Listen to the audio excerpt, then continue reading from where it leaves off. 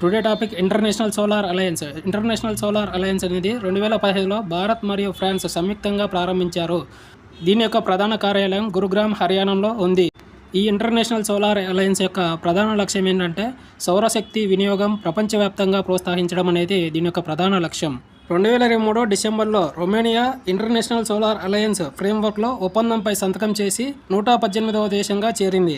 ప్రస్తుతం 2026లో Romania international solar అలయన్స్ని framework ఒప్పందాన్ని అధికారికంగా ఆమోదించింది. రొమేనియా రాయబారి సేనా లతీఫ్ ఈ ఒప్పందానికి సంబంధించి రెటిఫికేషన్ పత్రాన్ని విదేశాంగ మంత్రిత్వ శాఖకు సమర్పించడం జరిగింది. ఈ పత్రాన్ని విదేశాంగ మంత్రిత్వ శాఖతో జాయింట్ సెక్రటరీ పిఎస్ గంగాధర్ స్వీకరించారు. ఈ ప్రక్రియలో పూర్తి కావడంతో రొమేనియా అధికారికంగా ఐఎస్ఏ ఇంటర్నేషనల్ సోలార్ అలయన్స్ సభ్యదేశంగా మారింది. టుడే మరొక టాపిక్ ముస్లిం మహిళలకు సంబంధించి షరియత్ చట్టంలోని నిబంధనలను రద్దు చేయాలంటూ సుప్రీంకోర్టులో దాఖలైన పిటిషన్ గురించి చూద్దాం. 1937 నాటి షరియత్ చట్టంలోని నిబంధనలను రద్దు చేయాలంటూ దాఖలైనటువంటి పిటిషన్ విచారణలో ఈ వ్యాఖ్యలను వెలువడ్డాయి.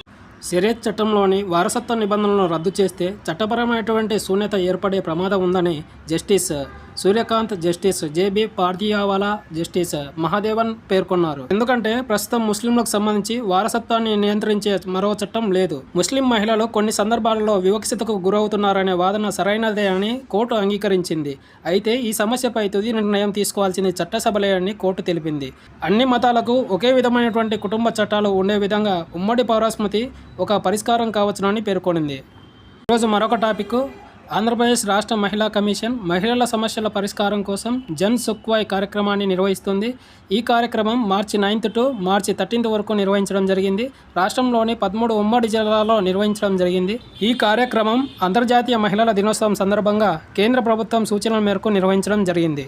మహిళా కమిషన్ చైర్పర్సన్ రాయపాటి శైలజ ఈ వివరాలను వెల్లడించారు. జన్ సుఖ్వాయ్ యొక్క ప్రధాన ఉద్దేశం ఏంటంటే ప్రజలు తమ సమస్యలను నేరుగా అధికారుల ముందు వినిపించి పరిష్కారాలు పొందేటువంటి ప్రజా విన్నతి కార్యక్రమం.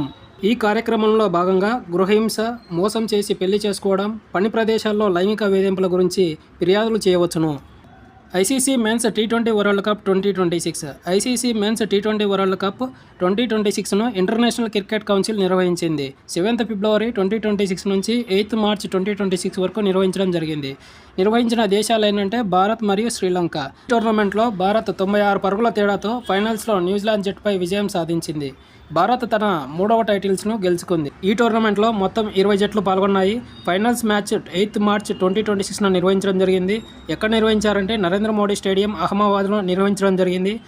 ఫైనల్ మ్యాచ్ చేరినటువంటి జట్లు ఏంటంటే భారత్ మరియు New Zealand. Player of the series ఎవరంటే Sanju Samson. Player of the match ఎవరంటే జస్మిత్ బుమ్రా. సిక్కిం ముఖ్యమంత్రి ప్రేమ్ సింగ్ తమాంగ్ పోక్యాంగ్ విమానాశ్రయానికి త్రిలోచన్ ప్రోగ్రామ్ విమానాశ్రయంగా పేరు మార్చినట్లు ప్రకటించారు. సిక్కింలో తొలి స్వతంత్ర సమరయోధుడిగా గుర్తింపు పొందినటువంటి త్రిలోచన్ ప్రోగ్రామ్ గౌరవార్థం ఈ నిర్ణయం తీసుకున్నారు. గ్రామీణ ప్రాంతాలలో ప్రతి ఇంటికి కుళాయి ద్వారా త్రాగునీటిని అందించే జల్ జీవన్ మిషన్ పథకం అమలు కాలాన్ని 2028 డిసెంబర్ వరకు కేంద్ర ప్రభుత్వం పొడిగించింది. ఈ నిర్ణయం ప్రధాని నరేంద్ర మోడీ అధ్యక్షతన జరిగినటువంటి కేంద్ర మంత్రివర్గ సమావేశంలో తీసుకున్నారు. ఈ పథకం మొట్టమొదట 2019 నుంచి 2024 వరకు మాత్రమే అమల్లో ఉండాల్సి ఉంది. కానీ 2028 వరకు పొడిగించడం జరిగింది. 2019లో పథకం ప్రారంభించినప్పుడు గ్రామాలలో 17% మాత్రమే కుళాయి నీరు ఉండేది. ఈ పథకం ద్వారా ఇప్పటి వరకు 12.56 కోట్ల ఇళ్లకు కొత్తగా నీటి కనెక్షన్ని ఇవ్వడం జరిగింది. Stockholm International Peace Research Institute SIPRI ప్రధాన కార్యాలయం స్టాక్హోమ్, స్వీడన్లో 1966న స్థాపించడం జరిగింది. సిప్రి యొక్క మెయిన్ రోల్ ఏంటంటే ప్రపంచ భద్రత, ఆయుధ నియంత్రణ, సైనిక వ్యయాలపై పరిశోధన చేస్తుంది. Stockholm International Peace Research Institute SIPRI విడుదల చేసినటువంటి 2021-2025 నివేదిక ప్రకారం భారత్ ప్రపంచంలోని 2వ అతిపెద్ద ఆయుధ దిగుమతిదారులుగా నిలిచింది. ఉక్రెయిన్ ప్రపంచంలోని అతిపెద్ద ఆయుధ దిగుమతిదారులుగా నిలిచింది.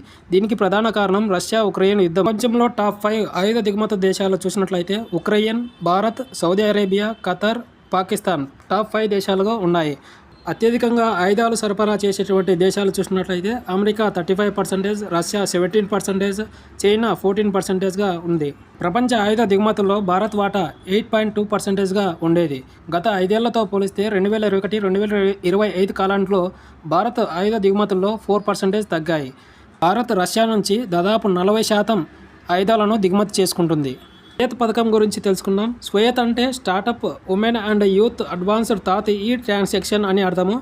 ఇది ఈ మార్కెట్ వేదిక ముఖ్య కార్యక్రమం. ఇది ఫిబ్రవరి 2019లో ప్రారంభించడం జరిగింది. ప్రభుత్వ కొనుగోలులో మహిళల ఆధ్వర్యంలో సంస్థలు, యువతులు, స్టార్టప్లు పాల్గొనే అవకాశాలు పెంచేందుకు దీని యొక్క ప్రధాన లక్ష్యంగా పెట్టుకుంది. ఈ కార్యక్రమం ద్వారా మహిళా పారిశ్రామికవేత్తలు, యువత, సూక్ష్మ మరియు చిన్న సంస్థలు, స్వయం సహాయక సంఘాలు, చిన్న వ్యాపారులు ప్రభుత్వ కొనుగోలు వ్యవస్థల్లో నేరుగా పాల్గొనేటువంటి అవకాశం పొందుతారు. ఓకే, చెప్పాలనుకున్నటువంటి టాపిక్స్ అన్నీ కూడా కంప్లీట్ చేయడం జరిగింది. ఏపీపీఎస్కి ప్రిపేర్ అయ్యే వాళ్ళ కోసం కరెంట్ అఫైర్స్కి సంబంధించి ప్రత్యేకమైనటువంటి ఎంసీక్యూస్ బుక్ని రిలీజ్ చేయడం జరిగింది. ఇంట్రెస్ట్ ఉన్న వాళ్ళు చూడండి. ఈ వీడియో మీకు ఉపయోగకరంగా అనిపిస్తే మరిన్ని వీడియోస్ కోసం ఛానల్ని సబ్స్క్రైబ్ చేసుకోండి.